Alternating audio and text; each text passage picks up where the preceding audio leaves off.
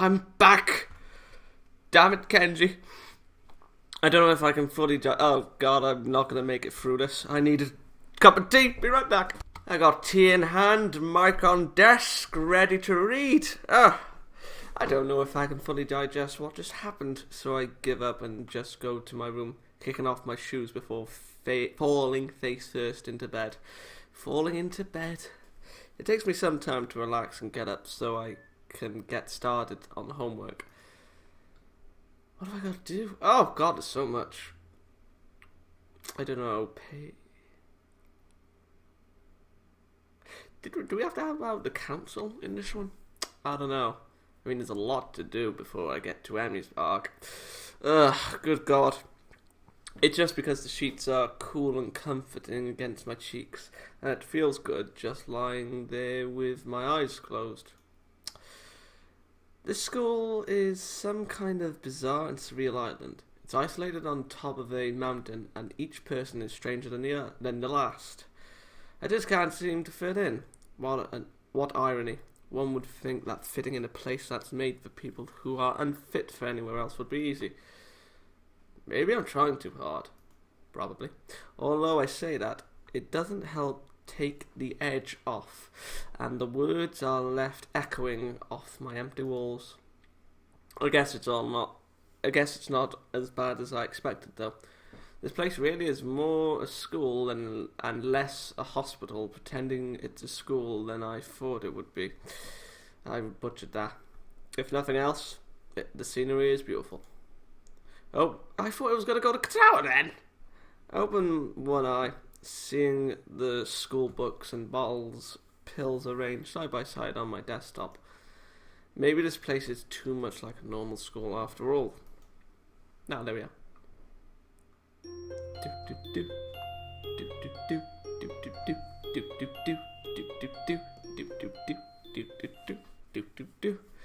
Where are we? We're in class. I feel very tired this morning, probably because yesterday itself was a very tiring day. Exactly, Kenji. Can't stand the boy. On top of that, I woke up far earlier than necessary. After saying hi to Shizune and Misha, I start doing the work as instructed from the board. What? Okay. Work is already prepared. The early arrivals. It already looks like today is going to be heavy. I don't have a problem with that now. Now though, Shizune and Misha might jump on me trying to get an answer about whether or not I've decided to join the student council, even if it's just one day. The council can go to hell.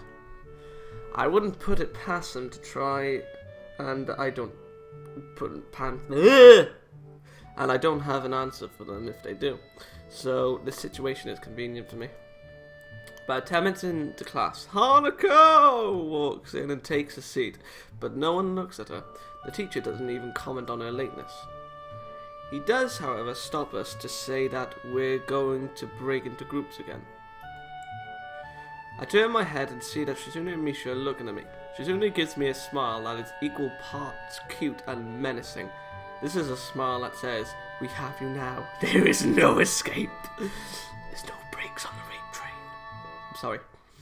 Ichan, it looks like we're together again. Yay, yay. Oh god, so close. Lean your head forward now. Misha leans sideways while Shizune pushes her desk closer to mine. There really is no escape now unless I were to jump through a window. Jumping out the window isn't the best option, sadly. Dot dot dot. What's wrong, Hee-chan? Dot dot dot. Oh, Hee-chan, have you been thinking about what you said yesterday? You said that you would think about joining the student council, didn't you? It's okay, Hee-chan. We were talking about it after you left, and it would be rude to expect you to already have an answer for us this early, right? Oh god, I'm so happy you two are able to laugh at my expense, and even more pleased to know that you both know how crazy the two of you can be. Now that that's over, Shizune snaps back into serious mode and smacks today's assignment with the back of her hand in an overly dramatic and important way. Oh god. Tea. When I actually look at the stuff, It's mostly just reading. In fact, there are only 2 problems. I almost want to say something about how her rush to get started seems a bit much, considering the small amount of work. In fact, Shizune probably knows how little there is, and simply doesn't care. Yeah, it seems like the workload doesn't matter to her as much as the fact that there is work. The actual amount is unimportant. She approaches everything with the same level of ambition. Oh my god. Fabulous. Where's my mouse gone? There it is. Hanako! While I'm reading, I let my eyes wander around the room and catch Hanako, trying her hand at solving the problems. It looks like she's working alone. Oh god, don't do this to me. I can't remember seeing her working with other people before. Thinking back to how shy she is, it's understandable. Hey, that girl over there. Huh? Who, Hichan? Her, Hanako, over there. Does she always work alone? I think so, Hichan. Do you feel sorry for her because she's alone? I never felt sorry, I just wanted to talk to her. I was just thinking that maybe she could work with us or something. No, I don't think that would be a good idea, Hichan. Even knowing the reasoning behind it, I still think that's cold. Why not? Hichan wouldn't get along with her. Why? Misha shuffles around the question, letting out a laugh that sounds very strange. It's nervous, but still has that lighting up and down quality present in every shape she says. In everything she says. Every shape. Just because, Hichan. By now Shizune has noticed our conversation, and it makes me realize again how Misha has been signing everything she has been saying the whole time. What, Hichan? The friend of my enemy is my enemy? That sounds so harsh. I'm not going to say that. You said it anyway. I know, Hichan. It's fine if you overhear. I wonder if this is Misha's way of keeping things fair. Since without her, I wouldn't be able to understand the things Shizune is saying, and vice versa. Is that also why she signs all the time? So there is never a conversation Shizune will be left out of? Anyway, we should start on the problems now, Hichan. We finished with time to spare, and I decided to ask if there are any alternatives to the cafeteria, as frankly the food so far has been subpar. It's been shite. This sent Shizune and Misha arguing among themselves about their favourite restaurants. All of them are downtown, so I don't think we have time to go all the way there. What about the bill? Are they arguing just for the fun of it? Maybe. They seem so distracted by it that they don't even notice the start of the actual lunch break. I look over my shoulder towards the back of the classroom. Oh, this is going to be devastating. She seems to be studying her notes from the previous class. It's an odd sight. Everyone else in the class is busying themselves with lunch break. Socializing, gossiping, rearranging desks. The ones with actual box lunches mixed in and chattering like everyone else, only interrupted by short bouts of eating. When I watch Hanako, it feels that I'm the only one who can see her. I still thought she was a ghost. Almost as if she was invisible, sort of hiding in plain sight. Is she being bullied? Is she isolating herself from the rest of the class on her own accord? I see her look over her shoulder towards the classroom's rear door. Come to think of it, she hasn't turned a page since I've started watching her. I guess she's waiting for someone. What to do? Oh, okay. Huh? Go to with Hanako. I swear I picked a choice like that last time. I did. It's usually ticked, but I have to read said book. And I am now a monster. Do what I always do when I don't know what to do. Like now. We've already done an arc though. I'm not a monster in that one. I've already started on one of the books I borrowed yesterday and took it with me to school to fill the empty moments between classes. I find the page that I creased a corner of to mark the spot I left yesterday night and pick up from there. Misha and Suzune are still arguing heatedly, probably about restaurants still. If I joined them, I'd get caught up in that, or worse, get grilled about joining the student council. But you had an idea of going with them. Misha isn't speaking aloud since there is nobody who... Damn nobodies. Why did I say damn nobodies? They're beautiful. Especially Larxene and Shion. Who'd need to hear that? Who'd need to hear what they are talking about? Jesus Christ. But why does she tend to sign things even when Shizune doesn't need to understand what's being said? Or even more strangely, when Shizune is not around at all? What an odd conflict of habits. Old habits die hard.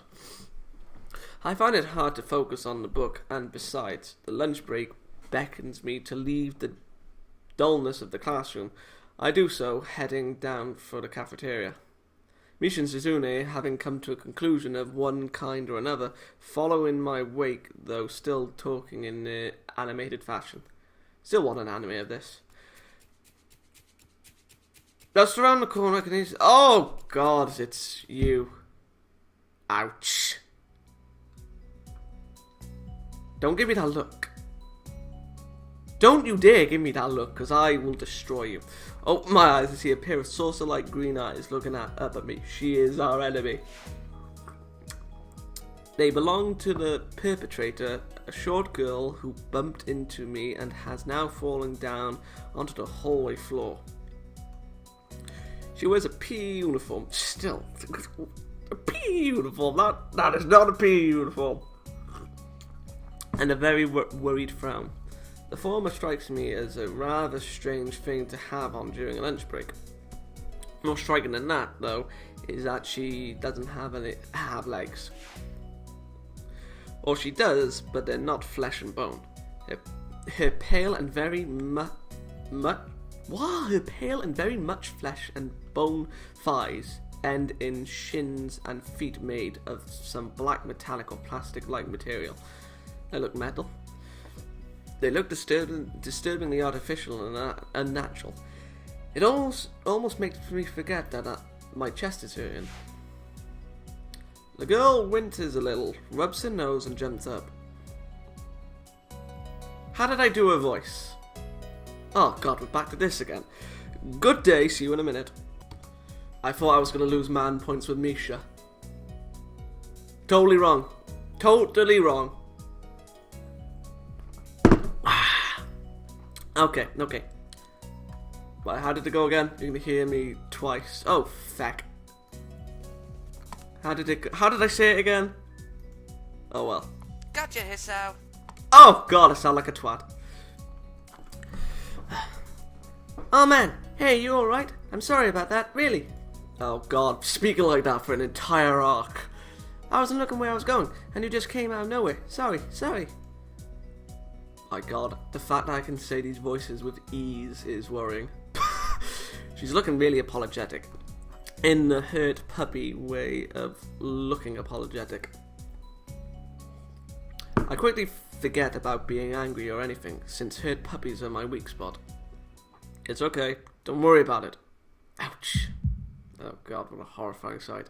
I say that, but there's a stinging pain growing in my chest, and I know that this is about the biggest possible danger from my condition.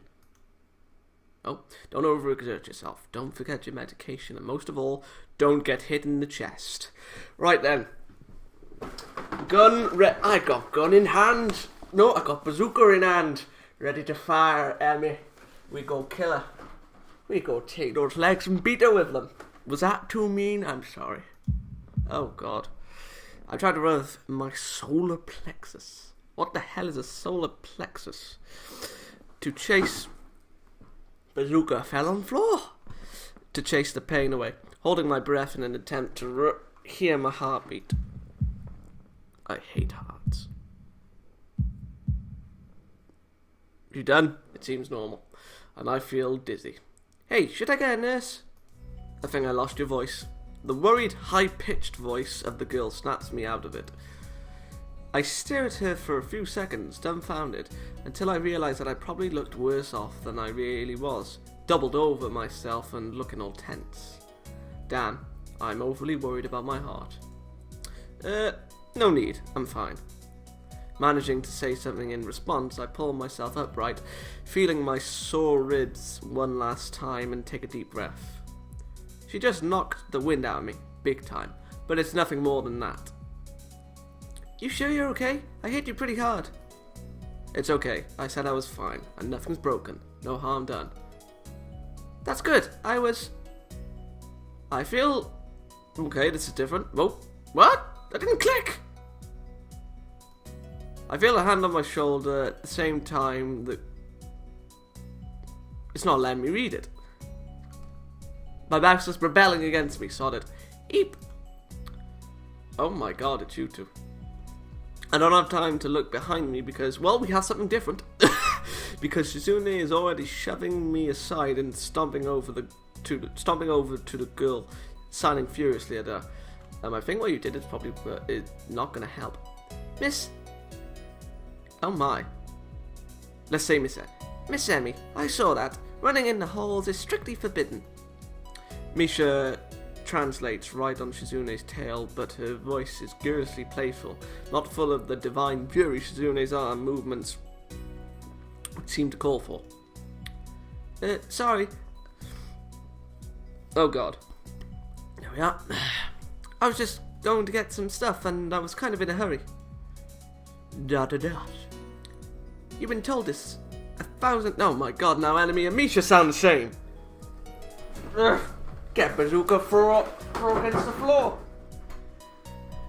You've been told this 1,000 times before. Your reckless behaviour endangers other students, and even worse, it's explicitly against the school regulations. The girl blushes and starts to fidget nervously like a little child caught misbehaving. It's so cute I find myself smiling. I know that. I was just... Oh my god, that face. Make sure that this will not happen again. Although I'm sure telling you this is futile, and only causes me further headaches when you choose to ignore the regulations. Got that, Emi? The small girl sticks her tongue out in response. I gotta go. Teacher'll have my head. I promised to help with printouts, but I went running instead. Sorry, but I've got to change and everything. My god, that was so stressful. Before Misha or Shizune or I can say anything, she's already bolted from where she was a second ago, almost halfway towards the stairwell. Shizune looks like she's about to go nuclear on the spot, so I smile at her in a vain attempt to calm her down. Dot. Are you okay, Hee-chan? That Emi girl is always like that, causing trouble to others. Oh, now she sounds like a normal voice. You know, I'm pretty certain Shizune wouldn't call me Hee-chan. Never mind. Dot. Yeah, anyway, I'm okay. Just got the wind knocked out of me. Dot. That's great. What?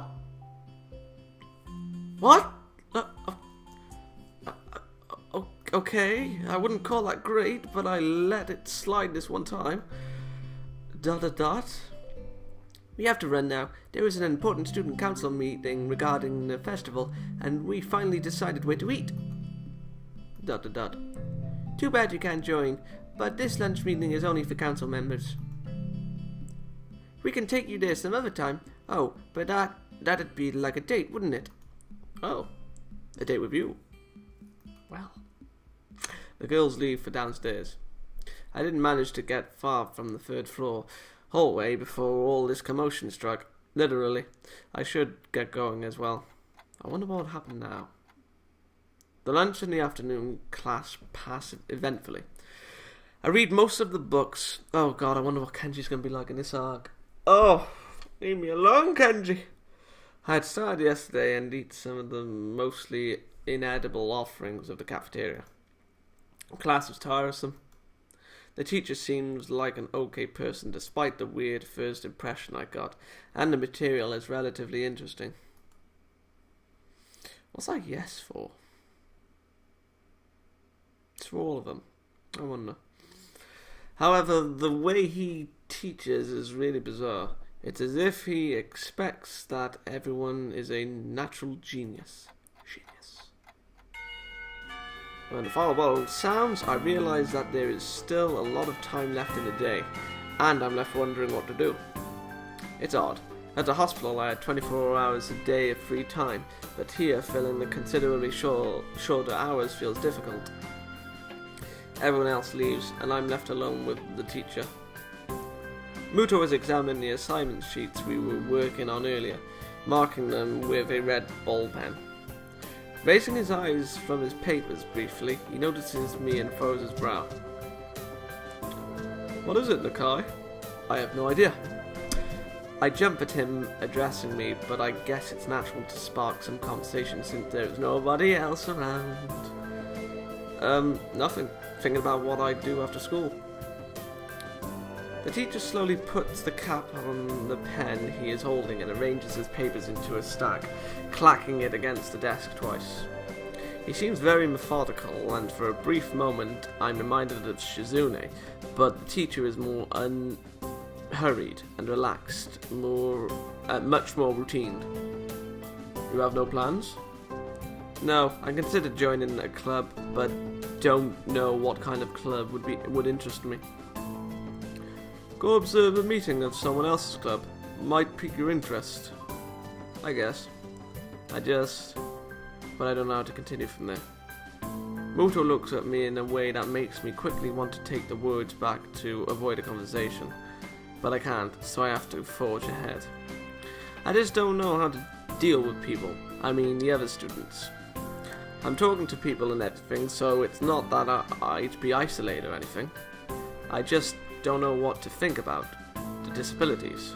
It's like it feels that I'm being impolite if I pay attention to them, and it's weird to ignore them. Damned if I do, damned if I don't. The teacher scratches his cheek absent-mindedly, looking very unresponsive. You can't deal with your stupidity. These things are only an issue if you make them one. You can talk normally with someone, even if they are blind or something. Try to look behind the superficial. There is not a single student here who isn't just a normal kid behind whatever they might seem at first glance. He says that the same thing as Yuko did. I know they're right, but it's hard. How can you not consider, for example, Shizune's deafness, when the only way to communicate with her is talk through Misha? Or Hanako. It's not like you can ignore her face. Still beautiful. But... what the frick? I'm interrupted by the door of the classroom, so... oh, no, I remember now. Oh, we're going to meet Rin today. Teacher! Misha crashes in. Oh, I think the yes is for, nurse. I know what it is now. I got 2 more choices before Emi's part. Okay. I would say 2 more episodes, but I think we know it will take more than that. But it will take less than 26 episodes, I know. Hold on a minute. I'm back. Misha crashes in, hand straight in an enthusiastic greeting, her voice loud and lively enough to wake the dead from their graves. She starts towards the teacher's desk with her bouncing step. Hands energetically swinging with the rhythm. Muto, visibly dismayed at the interruption, and Misha in general, slumps in his chair. Okay. Oh my. I'm just gonna say Misha. Misha stops in her tracks. My god, I'm going crazy.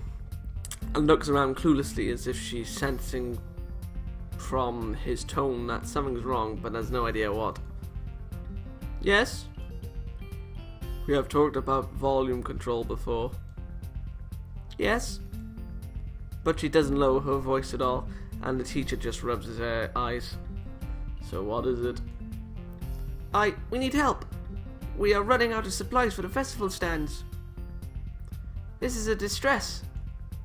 She waves a pink slip of paper she's holding around. So, go get more supplies from the art room.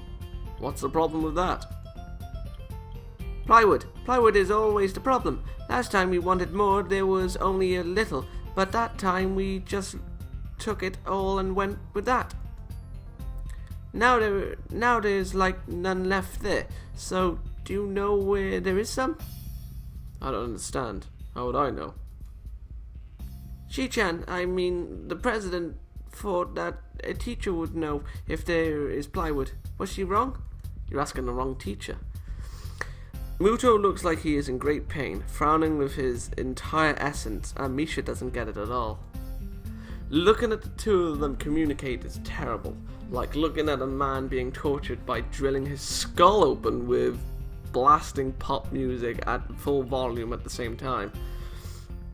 I'm afraid I have no idea if there is plywood in the school, let alone where it would be if there were, and if there was any. What should I do?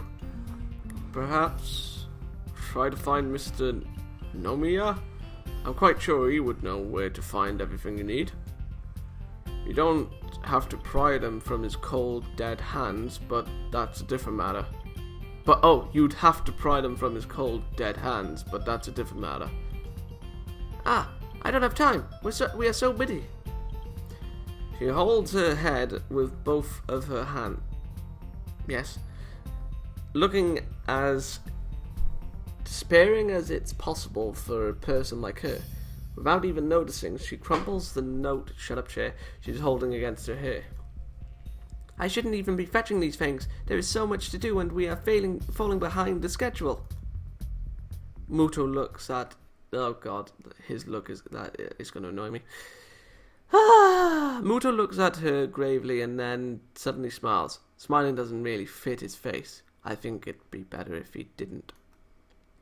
I wonder if you could get some temporary help. He switches to staring at me focusedly with a hard expression as if trying to say, go make some friends. Oh god. I guess I could give you a hand. Yeah, I'm gonna end off here, people. Next episode we are gonna see Rin, and no, I think the doctor's later, the nurse is later. Anyway, we may make a choice in that episode as well, hopefully. So yes, good day.